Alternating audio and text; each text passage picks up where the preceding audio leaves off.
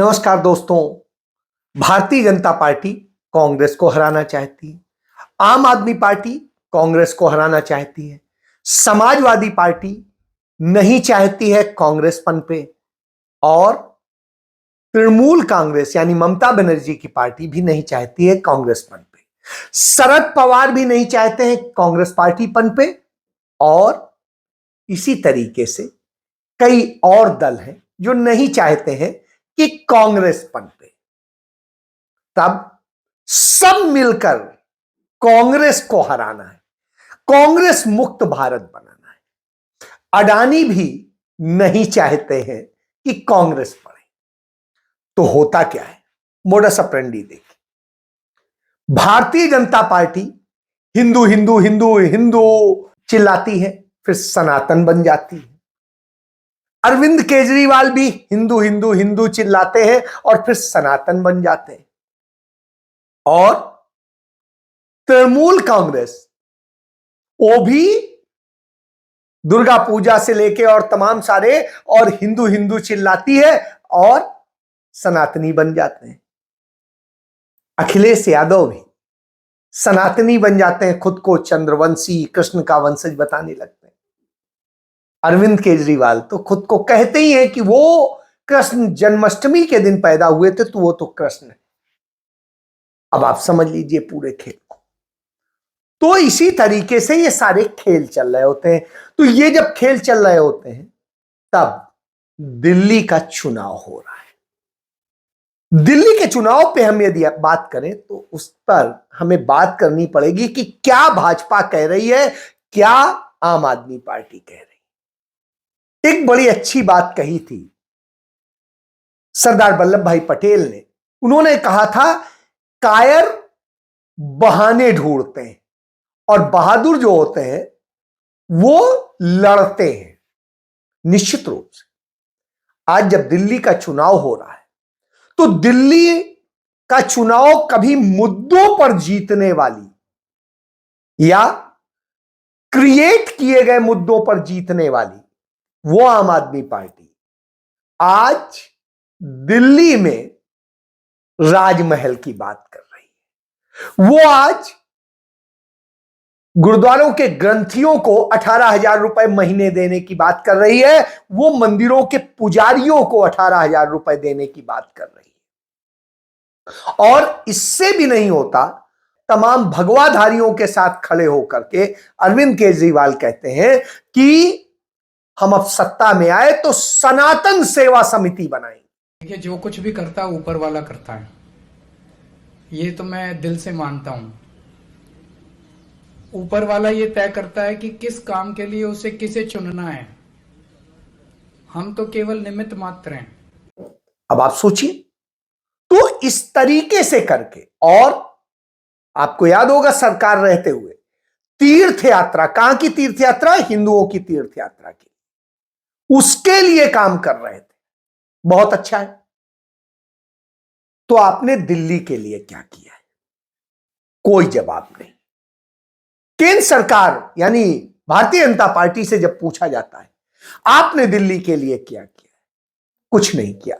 दोनों एक दूसरे पे बहाने मरते रहे, आरोप प्रत्यारोप करते रहे और कोई दिल्ली के लिए काम ही नहीं किया। दिल्ली में रोजगार जनरेट नहीं हुआ, दिल्ली सरकार ने पक्की नौकरियां नहीं दी।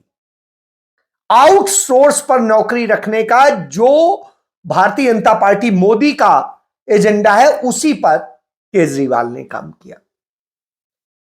मुफ्त राशन देने का जहां केंद्र सरकार काम करती है, वैसे ही मुफ्त के कुछ चीजें दे करके वोट हासिल करने का काम अरविंद केजरीवाल ने किया। और इन दोनों का उदय कैसे हुआ?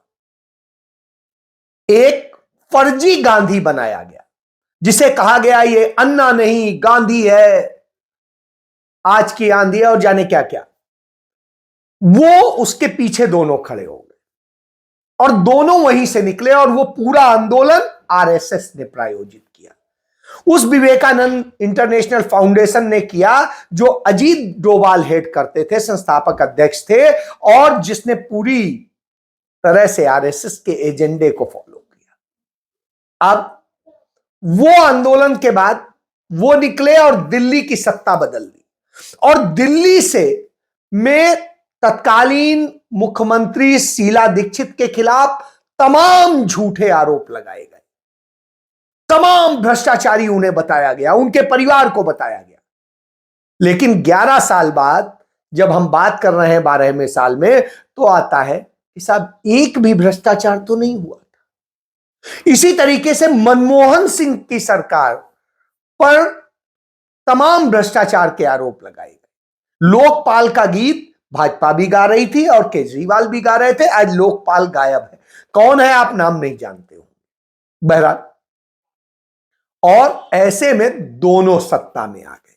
सत्ता में आने के बाद में जिन गांधी को रख करके अन्ना आंदोलन लड़ रहे थे, उन्हीं गांधी की तस्वीर अरविंद केजरीवाल ने गायब कर दी और उसकी जगह भगत सिंह की फोटो लगा दी। फिर दलित वोट हासिल करना था तो डॉक्टर अंबेडकर की फोटो लगा ली।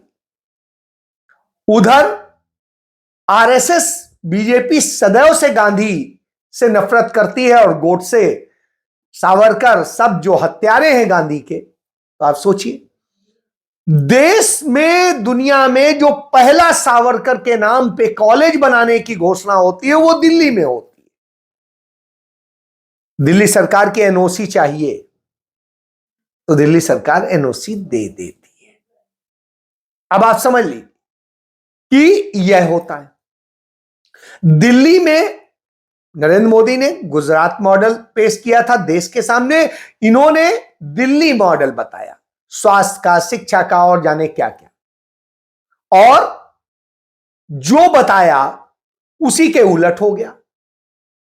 अब मॉडल की बात नहीं हो रही, क्योंकि शिक्षा भी बर्बाद है, स्वास्थ्य भी बर्बाद है और भ्रष्टाचार चरम पर है। कमोबेश यही स्थिति भारतीय जनता पार्टी। जब राहुल गांधी अडानी के लूट को लेकर के संसद में उसके खिलाफ आवाज बनते हैं और लगातार प्रोटेस्ट करते हैं, उस वक्त में तृणमूल कांग्रेस अपने को विड्रॉ कर लेती, क्योंकि अडानी के धंधे वहां से भी। समाजवादी पार्टी अपने को विड्रॉ कर लेती। इसी तरीके से शरद पवार तो कह देते हैं निजी दोस्त है मेरा, स्वाभाविक सी बात है, उन पे मैं कमेंट नहीं करूंगा क्योंकि उन्होंने दोस्त माना है। ये लोग वो हैं जो कुछ नहीं बोलते हैं लेकिन वास्तव में उसके साथ खड़े हो जाते हैं। भाजपा यही तो चाहती थी। और अडानी का धंधा पंजाब में है, वो पंजाब में बहुत अच्छे से उसका काम चल रहा है, उसके प्रोजेक्ट चल रहे हैं। तो साहब, दिल्ली में अरविंद केजरीवाल को यदि मदद करेंगे तो अरविंद केजरीवाल और भाजपा दोनों में से कोई भी आएगा तो अडानी का धंधा चलेगा। तो कांग्रेस नहीं आनी चाहिए। यानी यहां भी अडानी की पिक्चर क्लियर है। और सनातनी जो आरएसएस का फंडा है वो स्वीकार कर लिया, क्योंकि अरविंद केजरीवाल का परिवार आरएसएस का है। पूरी पिक्चर क्लियर है, तो इसलिए मुद्दे हैं ही नहीं। तो अब क्या कर रहे हैं? भारतीय जनता पार्टी उनके शीश महल पर सवाल कर रही है। वही शीश महल जो अरविंद केजरीवाल खुद को आम आदमी कहते थे, उन्होंने वहां पर अपने नहाने के लिए वॉशरूम और सबको हो, उसको कितना आलीशान बनाया, उस पर करोड़ों रुपए खर्च किए। इसी तरीके से उन्होंने अपने मिनी बार, दारू पीने के लिए मिनी बार पे खर्च किए, इसके बाद में टीवी पे खर्च किए, सोफे पे खर्च किए, अपने डाइनिंग टेबल पे खर्च किए, राजसी अंदाज में पूरा बनाया। तो वहां करोड़ों रुपए खर्च किए उन्होंने, अपने नहीं, हमारे आपके टैक्स से गए पैसे। और उधर नरेंद्र मोदी ने 7 रेस कोर्स में जो होता था 7 लोक कल्याण मार्ग कर दिया और वहां पर हर चीज पे खर्च किया। तो दोनों ने पैसे खर्च किए, दोनों आलीशान जिंदगी जी रहे हैं, आलीशान गाड़ियां हैं, आलीशान व्यवस्थाएं। लेकिन एक कहता है कि मैं गरीब आदमी हूं, मेरी अम्मा बर्तन मांज के पालती थी और ये है, मैं तो गरीब घर से आया हूं, चाय वाला था। तो साहब, चाय वाला इतने आलीशान में रहता है, और दूसरा अपने आप को जो बताता था कि मैं आम आदमी हूं, वो इतना अहम हो गया कि दो दो राज्यों से वो सुविधाएं ले रहा है और न जाने क्या क्या ले रहा है। बहरहाल, तो यह एक पिक्चर है। उधर राहुल गांधी जो नेता प्रतिपक्ष भी है और साथ साथ वो उस परिवार से आते हैं जो 55 साल इस देश की सत्ता चलाता रहा है। बावजूद इसके वो सामान्य सी टी शर्ट, सामान्य से स्टाइल में, सामान्य सी गाड़ी और सामान्य से उसमें रहते हैं। कुछ नहीं है ऐसा, न आलीशान घर है न कुछ है। वो मुद्दों के लिए लड़ रहे होते हैं। किसके? दलित के, पिछड़े के, आदिवासी के, अल्पसंख्यक के और इस देश के गरीब सामान्य वर्ग के, उस वर्ग के जो 90% है। इस देश का वह वर्ग जो पीड़ित है और वो मुद्दों के लिए लड़ रहे हैं, रोजगार के लिए, महंगाई से लड़ने के लिए, लोगों की समानता के लिए और सबके विकास के लिए। यहां चंद पॉकेट है। अरविंद केजरीवाल जैसा आरएसएस दलितों से चिढ़ती है, राहुल गांधी उसी बात को कहते हैं कि लड़ाई दो किताबों में है, एक मनु संहिता और एक संविधान। तो मनु संहिता वाले लोगों के साथ अरविंद केजरीवाल भी खड़े होते हैं, भाजपा भी खड़ी होती है। लेकिन राहुल गांधी सिर्फ संविधान की बात करते हैं, डॉक्टर अंबेडकर की बात करते नहीं, उसको पालन करते हैं। जब अरविंद केजरीवाल के मंत्री दिला रहे थे वहां आदिवासियों को वो शपथ जो डॉक्टर भीमराव अंबेडकर ने दलित समुदाय को दिलाई थी, तो उनको पार्टी से निकाल दिया जाता है, उनको पद से हटा दिया जाता है और न जाने क्या क्या। क्यों? क्योंकि वो मनु संहिता के खिलाफ है। और दूसरी तरफ इसी तरह से स्थिति बीजेपी में चलती है। बीजेपी का एक उदाहरण देख लीजिए। उत्तर प्रदेश के लखीमपुर खीरी में एक दलित समुदाय का लड़के को जबरन पुलिस पकड़ ले जाती है, पीट पीट के मार डालती है और उसके बाद में नतीजा यह होता है कि उसका परिवार इस बात को लेकर धरने पर बैठ जाता है कि हम अंतिम संस्कार नहीं करेंगे जब तक न्याय नहीं मिलेगा। और ठाकुर का कुआं वाला ठाकुर पुलिस अफसर वहां जाता है तो वो क्या करता है? वो धमकाता है और कहता है जाओ, कुछ नहीं होएगा, जो करना है करे रहो, पड़े रहो। अब आप सोचिए, यह घमंड है। जो घमंड उस कविता में था ठाकुर के कुआं वाली, तो वही घमंड है। तो उस तरह की है। तो यह एक लड़ाई और यह लड़ाई चल रही। तो वास्तव में यह पूरी लड़ाई देश में भाजपा, आम आदमी पार्टी समेत सारी पार्टियां अडानी अंबानी के साथ मिलकर किसे हराना चाहते हैं, किसे खत्म करना चाहते हैं? कांग्रेस को।